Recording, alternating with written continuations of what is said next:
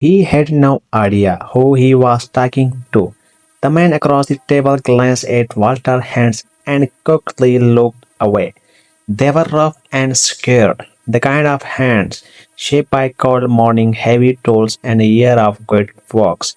Most people saw them and made quick judgment. Walter never corrected them. Margaret used to say those hands told the truth about him. The most honest things about you, she would love. Walter sometimes still had her voice when he looked down at them. At 63, he lived alone on his small farm just outside Nanton, Alberta. The land had been in the family for decades. It was not flashy, but it was steady just like him. Then the phone rang on evening. Dad, Claire said, her voice shaking with excitement. We said the date. For a moment, Walter could not speak. His throat tight and his eyes sting. My little girl is getting married, he finally said, his voice breaking. Claire laughed softly. You are like Gordon family. Well, most of them. She paused before adding carefully, just be patient with his father. Gordon Ashford, he can be a lot. Walter did not think much about the warning. He would soon realize he should have. Dinner at Gordon Ashford House was exactly what Walter accepted and somehow worse. The place was large and polished, the kind of home where everything looked expensive but nothing looked comfortable. When Walter stepped inside, Gordon greeted him with a quick handshake and a short nod. So you are Claire, father? Gordon said. Walter smiled politely. That's right. And you work in agriculture.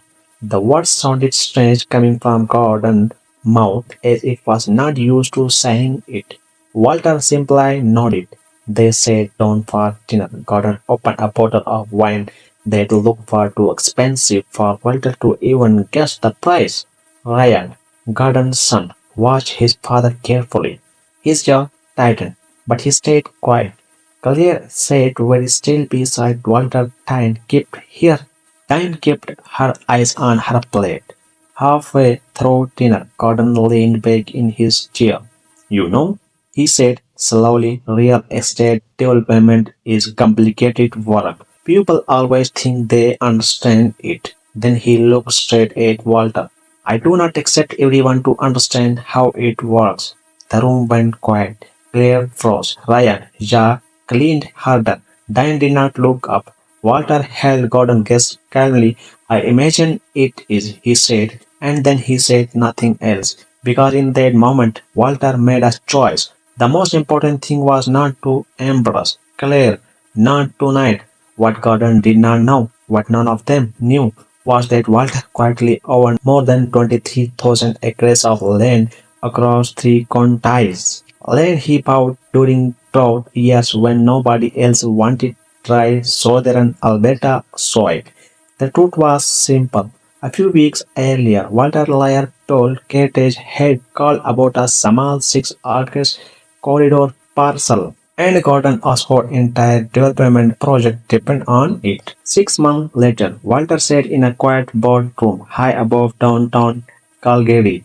Through the tall windows, the city stretched below them in the late afternoon light. The room was almost empty now. The Layers had already left. Only two men remained at the table, Walter and Gordon Osford. After 3 long negotiating sessions, they had reached an agreement. Walter allowed the 6 arc corridor assessment Gordon needed for his development project, but only with clear conservation protection for the surrounding land.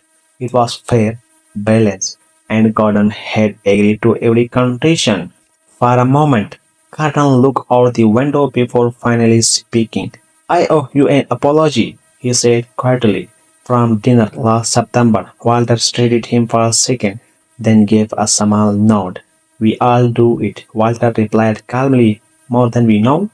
A few weeks later came the wedding.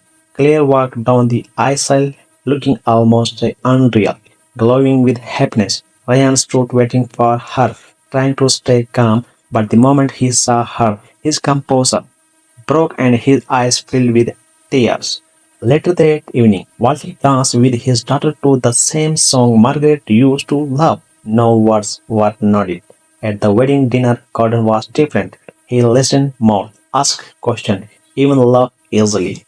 That night, driving his tractor slowly across his field at dusk, Walter thought about something Margaret once told him. The man who has nothing to prove is the most powerful person in any room. Walter looked across the quiet land. The land did not care what anyone thought of themselves. Truth did not rush. It simply waited. And in the end, it always spoke for itself.